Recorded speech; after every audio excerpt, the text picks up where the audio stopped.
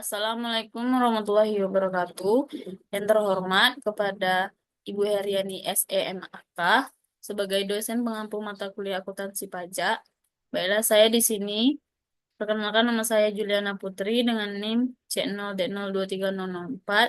Saya di sini akan mempresentasikan PPT saya yang berjudul Persediaan dalam Akuntansi Pajak.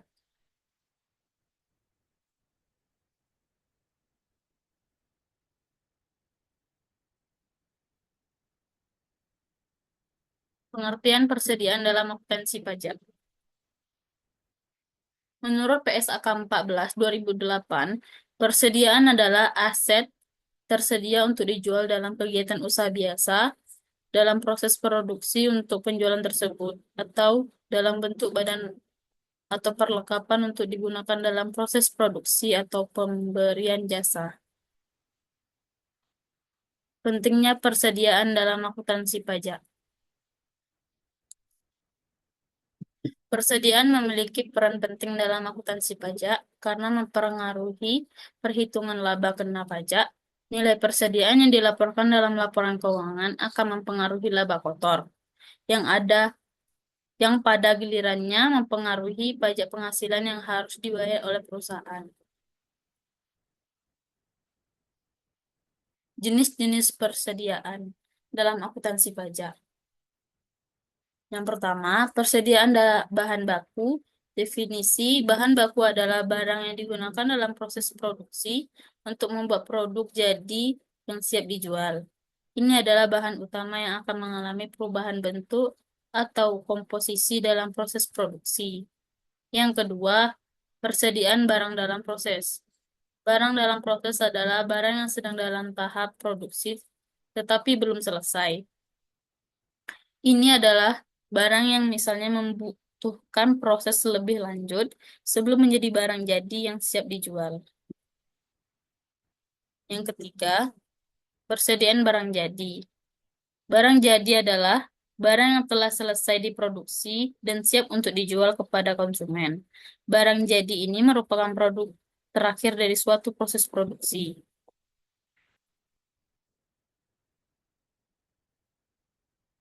Yang keempat, persediaan barang dagangan.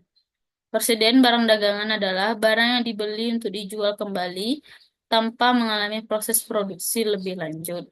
Ini biasanya terjadi pada perusahaan distribusi atau perdagangan yang tidak memproduksi barang tetapi membeli barang dari pemasok untuk dijual. Yang kelima, persediaan barang konsinyasi. Persediaan barang konsinyasi adalah barang yang dimiliki oleh perusahaan, namun masih berada di tangan pihak lain untuk dijual, seperti barang yang dititipkan ke pengecer atau distributor, dengan ketentuan bahwa barang tersebut hanya akan dibayar jika terjual. Metode pencatatan persediaan dalam akuntansi pajak. Dalam akuntansi pajak, pencatatan persediaan sangat penting karena mempengaruhi laporan keuangan.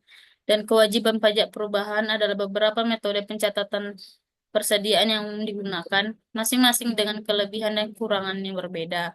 Berikut adalah metode pencatatan persediaan yang paling umum. Yang pertama, metode periodik. Dalam sistem ini, persediaan dihitung secara berkala, biasanya pada akhir periode akuntansi melalui inventarisasi fisik.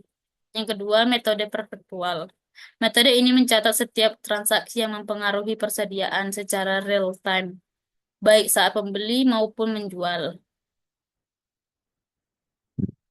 Tiga, metode penilaian persediaan dalam akuntansi pajak. Yang pertama, FIFO. First in, first out adalah barang yang pertama kali dibeli atau diproduksi dianggap sebagai barang yang pertama kali dijual atau digunakan. Dalam kondisi harga barang yang naik, FIFO akan menghasilkan HPP yang lebih rendah dan laba yang lebih tinggi, sehingga pajak yang harus dibayar lebih besar.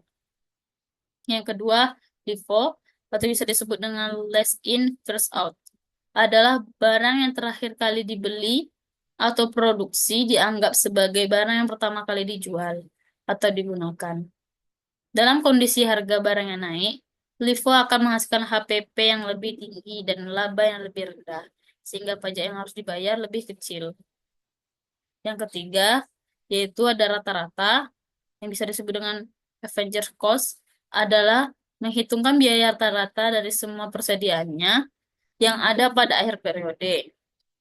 Metode ini lebih stabil dalam menghitung laba dan pajak karena tidak terlalu mempengaruhi oleh flik- fluktuasi harga barang.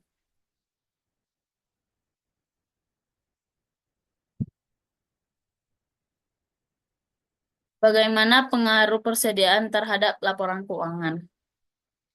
Persediaan mempengaruhi laporan keuangan, khususnya dalam perhitungan harga pokok penjualan.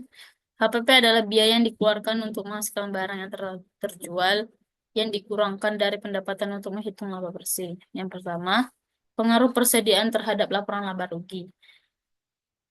Laporan laba rugi adalah laporan yang menunjukkan kinerja keuangan perusahaan dalam periode tertentu dengan menghitung pendapatan dan biaya, termasuk harga pokok penjualan.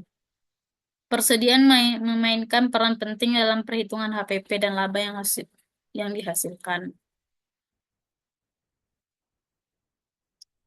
Yang kedua, pengaruh persediaan terhadap neraca pencatatan posisi keuangan perusahaan pada titik waktu tertentu, yang terdiri dari aset, kewajiban, dan ekuitas.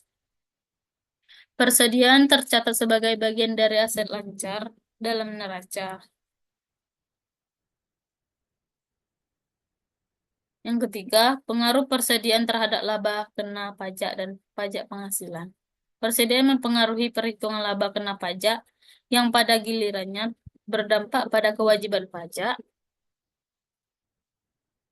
yang harus dibayarkan perusahaan. Semakin tinggi persediaan yang ada pada akhir tahun, maka semakin rendah HPP yang dilaporkan. Dan ini akan meningkatkan laba yang dikenakan pajak. Yang keempat, pengaruh persediaan terhadap arus kas persediaan. Persediaan juga mempengaruhi arus kas perusahaan. Meskipun meskipun perubahan persediaan tidak langsung mempengaruhi kas, namun pembelian persediaan atau penurunan persediaan dapat mempengaruhi kas yang digunakan untuk operasi. Kesimpulan, persediaan dalam akuntansi pajak memiliki pengaruh besar terhadap perhitungan harga pokok penjualan atau yang bisa disebut dengan HPP, laba, dan pajak yang harus dibayar oleh perusahaan.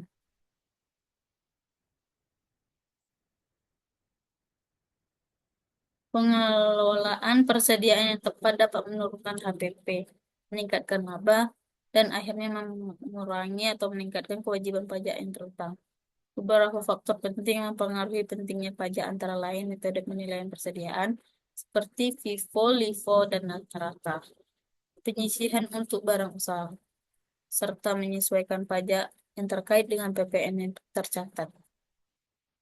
Secara keseluruhan, persediaan yang tercantum secara akurat dan efisien sangat penting untuk memastikan bahwa kewajiban pajak dihitung dengan benar dan dilaporkan keuangan perusahaan tetap transparan dan sesuai dengan ketentuan perpajakan yang berlaku.